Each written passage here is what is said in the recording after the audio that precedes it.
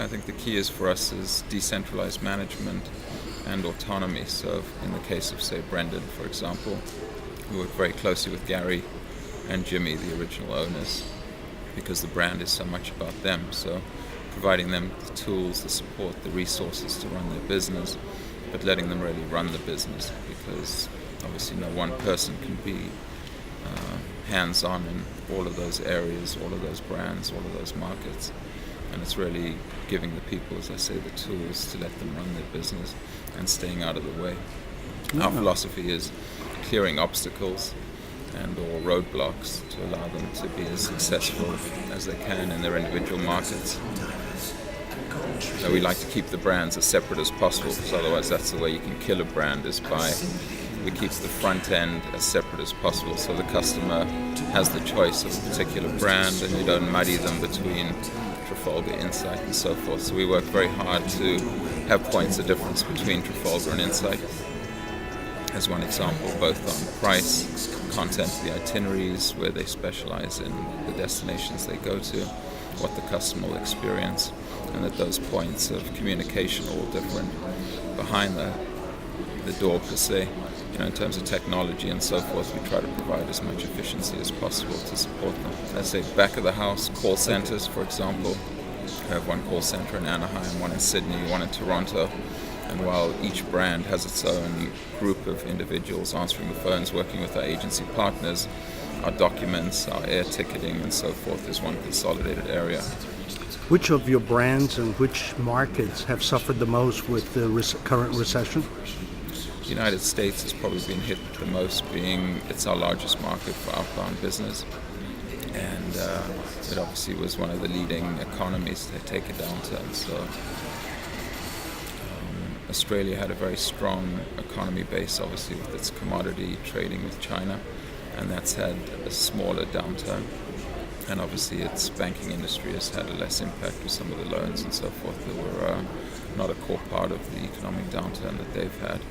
Canada has been somewhat affected, but we're seeing some vitality out of that market. So no, I wouldn't say we're economic specialists, but our personal view is that we're in for a significant period of time of downturn. So well before 2011, we don't expect any type of bounce back.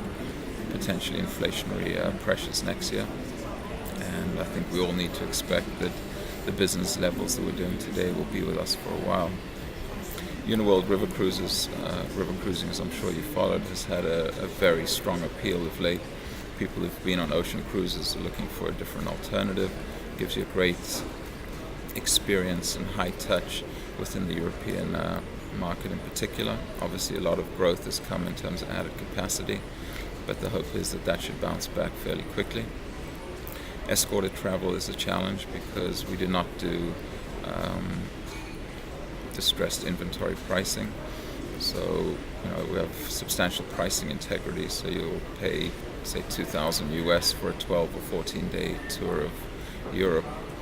But our biggest problem is we're up against a cruise line that's offering a 12-day tour cruise of Europe for, say, $800.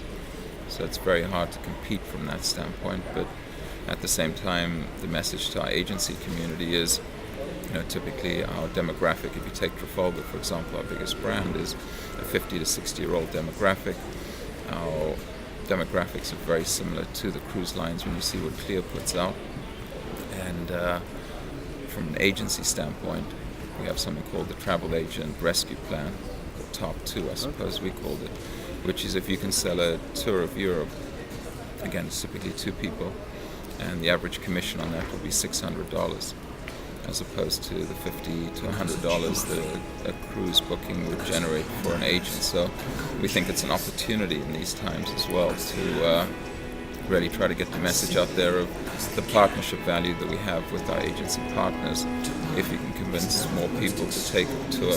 And it's not just the commission income, obviously, to the agent. We think the value and the experience that you get as a consumer is remarkable, because you stay in the city centres, you're not staying in a port that's potentially 3 hours away, and you only come in by motor coach, in fact, for a couple of hours to touch and feel those cities.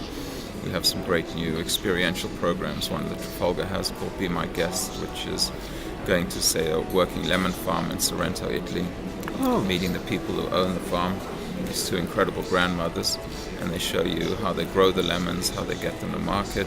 You taste some of the limoncello that they make from some of the after product, and then they actually cook a meal for you in their kitchen, and you'll either eat it in the kitchen if the weather's a little inclement, or they'll take you outside. We'll eat on a deck that they've built just for Trafalgar, overlooking the Bay of Naples. So it's a very experiential, in-depth experience. We really get to know some of the local people.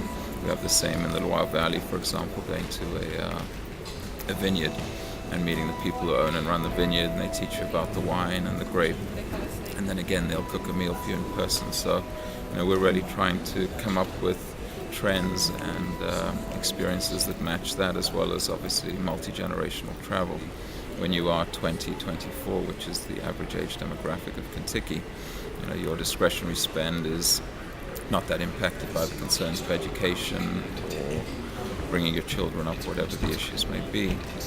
And I think there's a greater willingness to just go out and spend it and do the most that you can at that age. So, our focus is primarily the college student / graduate and all the young working professionals. So Contiki has certainly seen some resilience in all of the markets that we sell out of. Do you ever do a survey as to who's paying for that trip, the parent or the student, or what's the mix? If you take the US, for example, over 50% is the parent.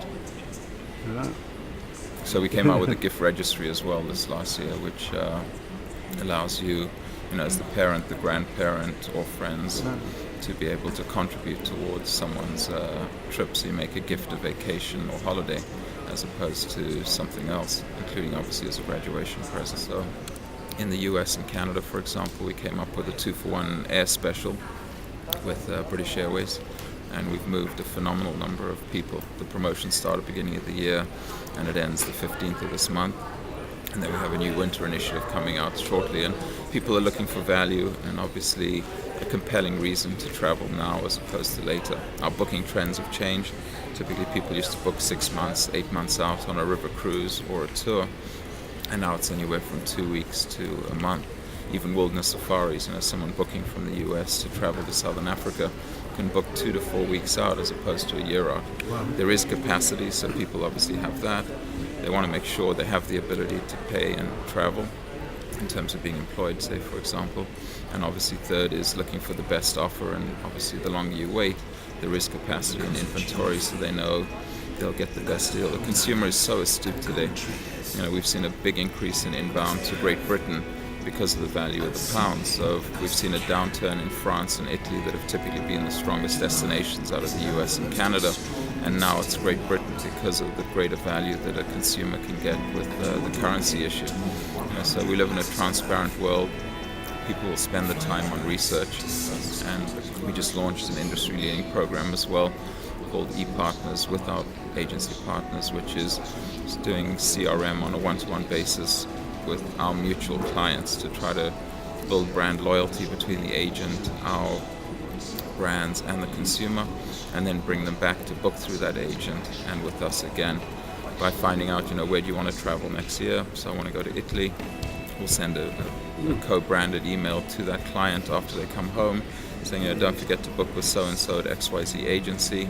They now have our Italian brochures, and we look forward to welcome you back to book with us. That way we're driving the customer back to that agency and obviously tying in the brand for ourselves as well.